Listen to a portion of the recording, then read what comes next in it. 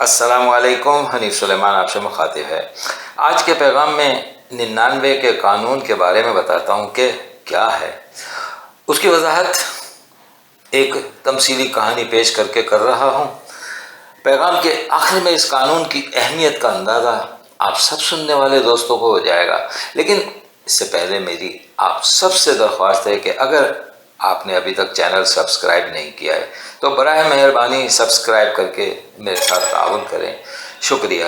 اب یہ پیغام سنیں کہ ایک بادشاہ نے اپنے وزیر کو کہا کہ میں اپنے محل میں کام کرنے والے سب سے زیادہ مسرور اور مطمئن شخص کو دیکھنا چاہتا ہوں۔ بادشاہ کے سامنے ایک شخص لایا گیا، اطمینان اور خوشی جس کے چہرے اور انگ انگ سے نظر آ رہی تھی۔ اچھا، بادشاہ اپنے وزیر سے کہنے لگا کہ کیا تم اس کی اطمینان بھری زندگی کا راز بتا سکتے ہو؟ کیونکہ میرے پاس سب کچھ ہے اور میرے مقابلے میں اس کے پاس کچھ بھی نہیں ہے، پھر بھی یہ مجھ سے زیادہ خوش کیسے ہے؟ وزیر کہنے لگا، حضور، یہ سب 99 کے قانون سے لا علم اور دور رہنے کا نتیجہ ہے۔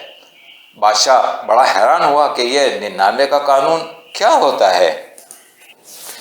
وزیر کہنے لگا، حضور، میں اس شخص پر اس قانون کا اطلاق کر کے آپ کو اس کی ایک جھلک دکھاتا ہوں۔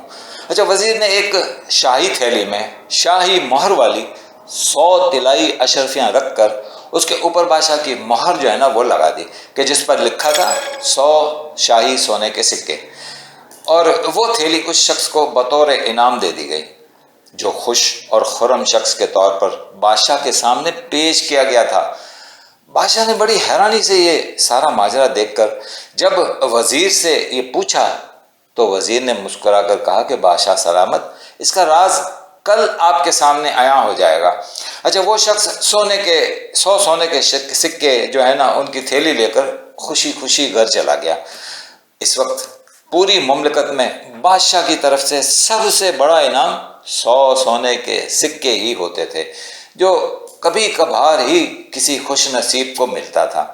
اچھا، 100 سکے پانے والے شخص کی خوشی بہت دیدنی تھی۔ وہ گھر گیا اور سب گھر والوں کو جمع کر کے 100 سونے کے جو سکے اس کو ملے تھے اس کے متعلق بتلا کر تھیلی اپنی بیوی کے حوالے کی اور کھانا وغیرہ کھا کر گھر کے دیگر کاموں میں مصروف ہو گیا۔ رات کو گھر کے بیرونی اور اندرونی دروازے بند کر کے اس کے بعد سارے گھر والے مرکزی کمرے میں جمع ہو گئے۔ اچھا، چراغ جلا کر سکوں والی تھیلی کو فرش پر بچھی ایک دری پر الٹ دیا اور اس سے برآمد ہونے والے طلائی سکوں کو گننا شروع کر دیا۔ اچھا، خوشی خوشی جب گنتی کی تو اشرفیاں 99 نکلیں۔ اس شخص نے بڑی بےتابی سے تھیلی کو اچھی طرح کھنگالا اور پھر تھیلی کے سامنے 100 سکوں والی مہر کو غور سے دیکھا، 2-3 بار ٹھہر ٹھہر کر گنا، اور اس کے بعد وہ شخص اپنی بیوی کو کہنے لگا، ذرا تم گنتی تو کرو۔ اس کی بیوی نے جب گنا تو وہی 99 اشرفیاں تھیں۔ اس کے بعد باری باری اس کے بچوں نے بھی گنتی کی اور ہر بار سکے 99 ہی نکلے، پورے 100 نہ ہو سکے۔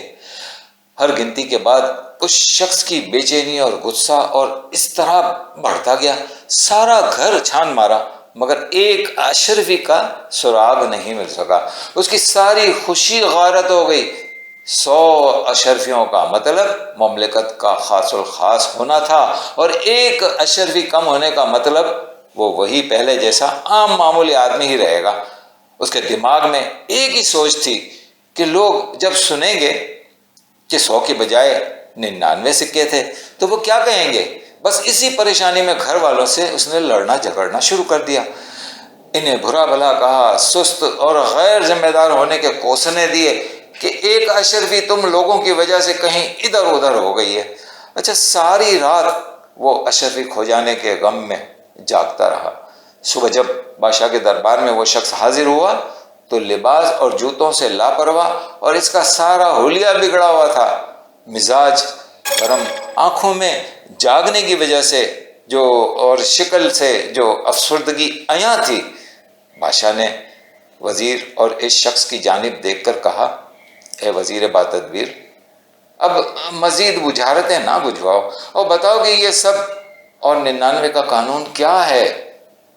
वजीर ने सारी बात बताकर कहा कि बादशाह सलामत, मैंने कल अशरफियाँ देते हुए थैली में 99 जो सिक्के रख कर उस पर पूरी 100 अशरफियों की मोहर लगवाकर इस शख्स के हवाले कर दी। इसके बाद ये शख्स 99 के कानून में फंस गया। 99 का कानून यही है कि जो कुछ हमारे पास हमारी मिल्कियत में होता है उस पर मुतमईन रहना और खुश रहना हमने सीखा ही नहीं है। हम अपने पास जो मौजूद 99 अशरफियों की बजाय उस एक अशरफी के लिए अपनी ज़िंदगी का सुकून गारत कर देते हैं। ज़िंदगी की असल लज़्ज़त से सिर्फ इस चीज़ की खातिर महरूम रह जाते हैं जो हमारे हिस्से की होती ही नहीं है। हासिल करदा 99 नेमतों का मज़ा लीजिए और ज़िंदगी को भरपूर जिएँ, बजाय इसके कि एक ना होने वाली नेमत के पीछे टक्करें मारते रहें जो हमारी थैली में रखी ही नहीं गई। आज के पैगाम का इख्तिताम करता हूँ। उम्मीद है कि आपको ये पैगाम भरपूर तरीके से समझ में आ गया होगा। इन पर अमल करके अपनी ज़िंदगियों में इनकलाब लाएं और अपनी ज़िंदगियों से परेशानियाँ और फ़िक्रें ख़त्म करने की कोशिश करें। अस्सलामु अलैकुम वरहमतुल्लाहि वबरकातुहू।